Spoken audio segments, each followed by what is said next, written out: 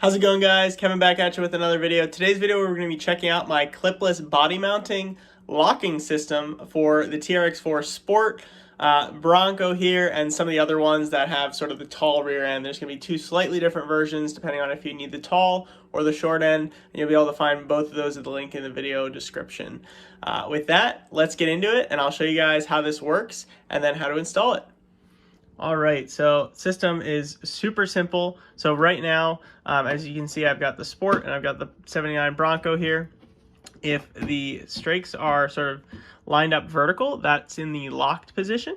So basically, if I pull on the body, yank on it, I can pick up the whole entire truck. It's not going anywhere. But then if I just do a simple 90-degree turn, twist these, and then I can easily pick the body straight up.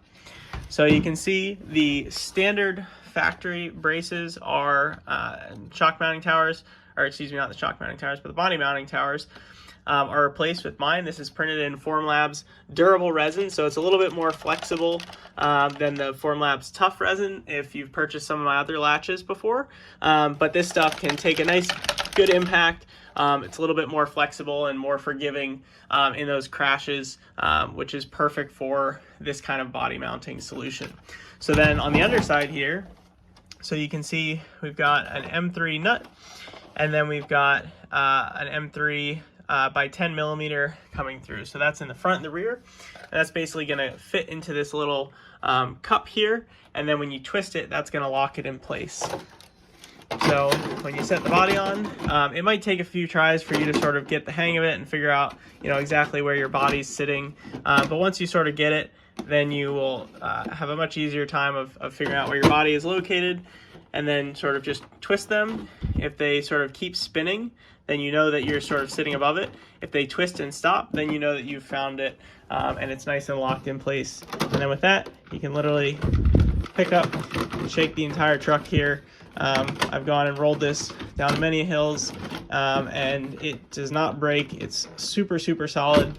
I'm not saying it's going to be indestructible. There are cases where I'm sure somebody will figure out how to break this, but super, super easy. I was out there with my winter gloves on, and you're able to just sort of turn these nice and easy with your winter gloves on, and you don't have to worry about, losing body clips out on the trail or anything. So with that, I'll basically show you guys how to install it. So I'll take it off of the TRX4 Sport here. So it's really simple. All you're going to basically do is, there's two screws on the back of your existing shock towers. Simply pull those out, pull your shock tower out, slide the new one in, and then with that, just bolt it to whatever height you need, and you're good to go. You can kind of just push them through to hold them in place to get your body height set initially. The TRX4 Sport, the front and rear are identical. On the Bronco and some of the other taller rear end models, the holes are actually spaced farther apart in the rear than they are in the front, and so the tower is actually different. So those ones you're going to want to get the sort of tall rear end option that I have. So that will be the only difference between the two of these, is basically the hole spacing in the back. So if you notice that on your trucks, or if you have a custom body and you need the taller one, that hole spacing in the back is going to be larger, so you're going to want to go for the tall rear end option. But so the installation, super, super simple on the truck side. On the actual body side, I'm going to grab my phone tripod so I can just set this down and show you guys sort of my technique for installing these.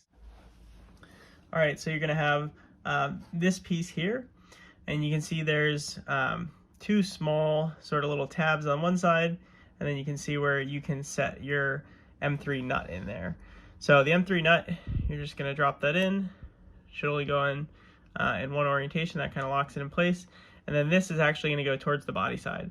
And then on the receiving side, you're going to have this guy on the top side with, again, sort of matching. As you can see, this will key in there. And then the M3 by 10 millimeter screw.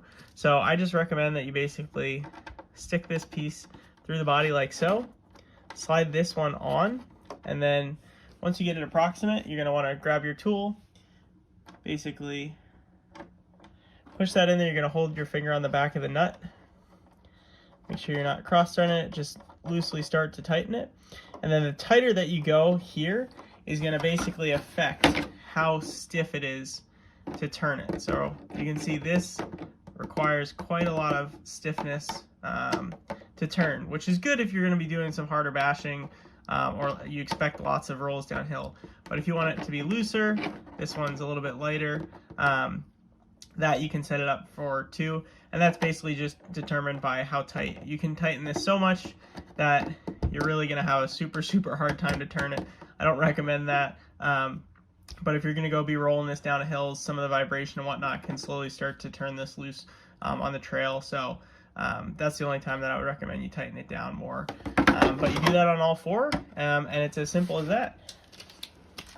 And then once you want to get it onto your truck, like I sort of mentioned before, you want to sort of figure out where your bumper is going to sit, and then you want to make sure that it's in the open position, which is sideways, and then basically you're just going to sort of, I like to just spin them back and forth a little bit, and that'll help them find their slot and drop in. And then you can do that for the front and the rear. Once you do that and your body's on, can literally pick up the whole truck by the body. It is super nice and secure, not going anywhere. And with that, you've installed it and it is ready to go hit the trails or the rocks. So with that, I really thank you guys for watching. Thanks for checking this out. If you want to purchase this, be sure to check out the link in the description below, and then be sure to check out some of my other videos for some of my other clipless latches, some of the other solutions I have for some of the other trucks that you might have. Thanks for watching. I'll catch you guys next time.